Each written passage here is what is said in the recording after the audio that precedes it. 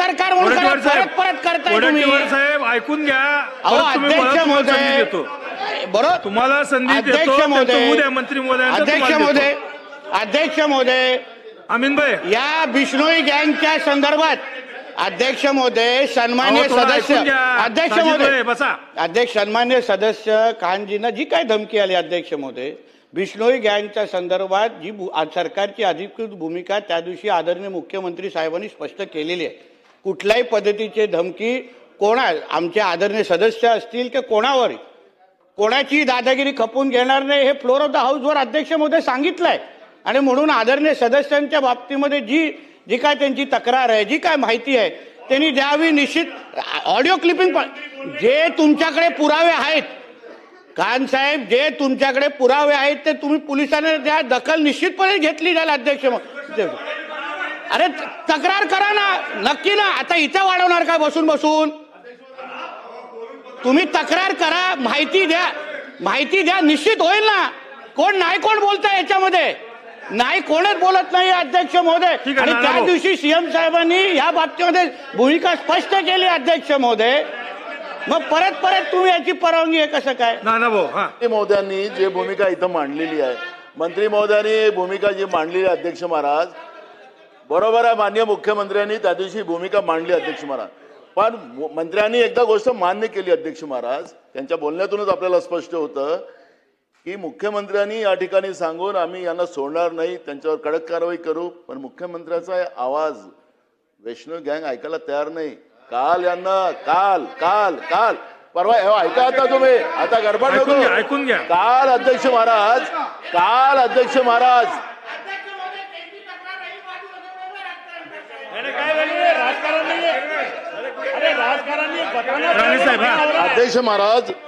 महाराज तक्रार करायची आमदार महोदयांना त्यांची सुरक्षेची जबाबदारी आहे ना सरकारची अध्यक्ष महोदय. उगाच टार्गेट करण्याचं काम चाललं अध्यक्ष महोदय. आता स्थगन कशाबद्दल होता अध्यक्ष महोदय स्थगन कशाबद्दल होता अध्यक्ष महाराज माझं पूर्ण होऊ द्या. अध्यक्ष महाराज मंत्री महोदय सांगतात ते मंत्री आहेत त्याच्यामुळे त्यांना जास्त कळतं असं मला वाटतं. पण अध्यक्ष महाराज हे विधानसभेचं अधिवेशन चालू आहे. अधिवेशनाच्या काळात एखादी घटना होते आणि म्हणून आम्ही सभागृहामध्ये कारण की आमची जबाबदारी तुमची आहे अध्यक्ष महाराज. आम्हाला सुरक्षा प्रदान करायचं आम्हाला संरक्षण करणं हे तुमची जबाबदारी आहे. आणि म्हणून आम्ही हा मुद्दा आज इथं आम्ही मांडतोय याच्यासाठी की काल झालेली घटना आहे. परवाच्या दिवशी मुख्यमंत्र्यांनी सांगितलं काल झालं आणि म्हणून आम्हाला इथं राजकारण करायचं नाही आहे.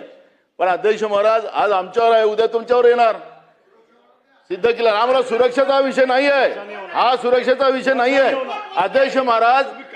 या राज्यामध्ये कायद्याचं राज्य राहिलं की नाही राहिलं काय बोलताय गुलाबराव पाटील सर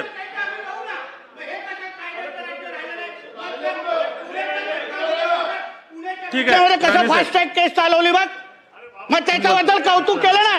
मग अध्यक्ष महोदय ह्यांना काय संरक्षण द्यायचं अध्यक्ष महोदय आम्ही देऊ ना. अध्यक्ष महोदय कायद्याचं राज्य नाही राहिलंय कशाला वाक्य पाहिजे. कायद्याचं राज्य झालं नाही हे कशा ह्यांना काय संरक्षण द्यायचं अध्यक्ष महोदय आम्ही देऊ ना आमचं सरकार. माननीय अध्यक्ष महोदय सन्मान्य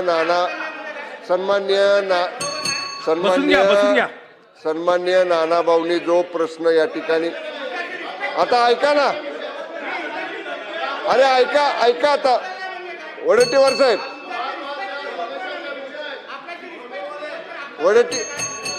सन्मान्य बसून घ्या.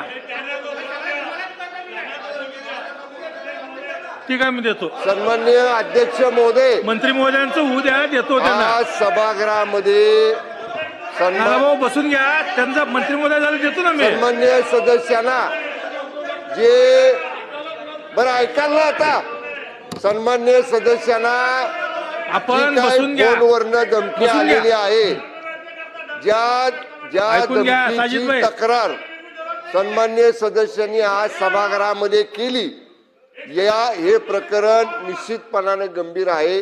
या सभागृहातल्या सगळ्या सदस्यांच्या संरक्षणाची जबाबदारी राज्य सरकारची आहे.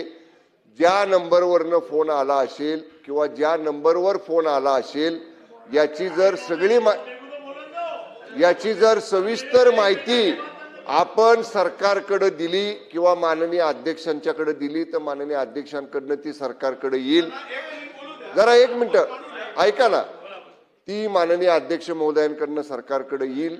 त्या सगळ्या कॉल इंटरनॅशनल होता का, नॅशनल होता का आणि कुठून कुठून डायव्हर्ट होऊन आला का, या सगळ्या गोष्टीची सरकार चौकशी करेल आणि संरक्षण सन्मान्य सदस्यांच्या संदर्भातला निश्चित आयुक्तांना सूचना दिल्या जातील की या तक्रारीच्या अनुषंगानं संरक्षणाचा आढावा माननीय सदस्यांच्या घ्यावा आणि संरक्षण वाढवण्याची जर आयुक्तांना आवश्यकता भासली तर आयुक्तांच्या स्तरावर तो निर्णय सुद्धा घेतला जाईल. चला एक आपण बसून घ्या. बसून घ्या. नानाभाऊ बसून घ्या. असलम भाई बसून घ्या. साजिद भाई बोला. अध्यक्ष महोदय, मैं हाउस के सभी सम्मान्य सदस्यों से एक बात कहना चाहता हूं, सत्ता के हो या विपक्ष के हो.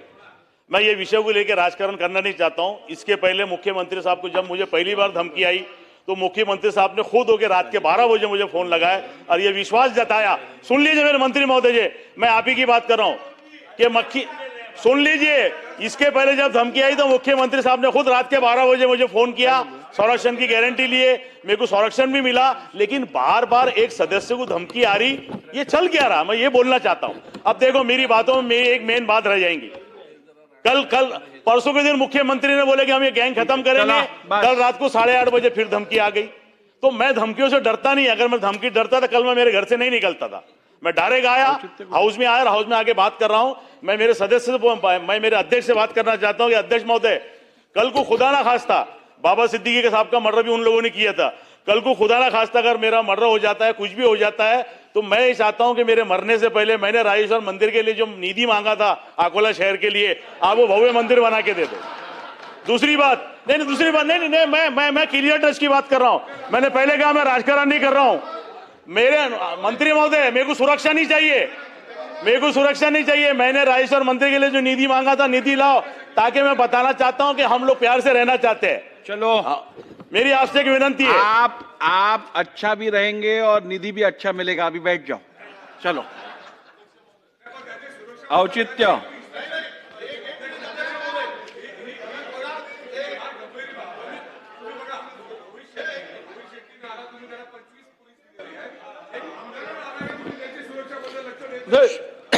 अध्यक्ष ठीक आहे. महोदय, बसून घ्या. समजला विषय, समजला. बसून घ्या. आपण निर्देश द्या या आम्हाला संदर्भात साहेब. सन्मान्य विधानसभा सदस्य